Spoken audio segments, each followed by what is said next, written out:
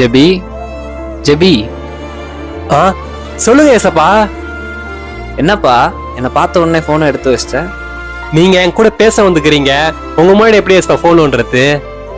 நான் இப்போ மட்டும்தான் உங்ககிட்ட பேச வரேன்னு நினைச்சியா?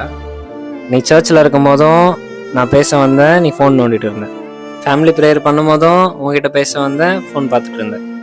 நீ பைபிள் படிக்கும் போதும் உங்ககிட்ட பேச வந்தேன், அப்பவும் ஃபோன் பார்த்துட்டு இருந்தேன். சரி, தனியாக போகும்போதாச்சும் பேசலான்னு பார்த்தா அப்பயும் ஃபோன் நோண்டிட்டு இருந்தேன். லாஸ்ட்டில் தனி ப்ரேயர் பண்ணலான்னு இப்போ வந்தேன், அப்பவும் ஃபோன் தான் நோண்டிட்டுருக்கேன். உங்கள் தேவைக்காக இந்த ஃபோனை உருவாக்கக்கூடிய ஞானத்தை கொடுத்ததே நான் தான். ஆனால் இந்த ஃபோனை வச்சு எனக்கு பிரியமில்லாத காரியங்கள் நிறையா செய்கிறீங்க.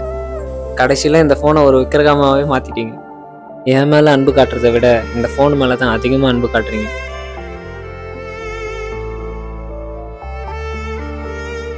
மகனே, நான் உன்னை ரொம்ப அதிகமாக நேசிக்கிறேன்.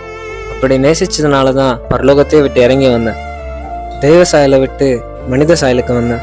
மனுஷ சாயல் ஆனதுக்கப்புறம் என்னை காரி துப்புனாங்க. உனக்காக நிறைய அவமானங்கள் பட்டேன். என்னை தலையிலே கொட்டினாங்க. சாட்டையில் என்னை அடித்தாங்க. அந்த சாட்டையில் இருந்த முள்ளுங்க என் தோலெல்லாம் கிழிச்சுது. என் உடம்பு ஃபுல்லாக ரத்தம், என்னுடைய கடைசி சொட்டு ரத்தம் வரைக்கும் சிலுவையில் உனக்காக நான் கொடுத்தேன். என்னை கொஞ்சமாச்சு நேசி மகனே. உன்னுடைய அன்பு எனக்கு வேணும், நீ எனக்கு வேணும். ஏசப்பா, உம்மை மறந்து வாழ்ந்தவன் தான், அது உமக்கே தெரியும். உம்மை மறுதலித்தவன் நான், இதை உலகே அறியும். உதவா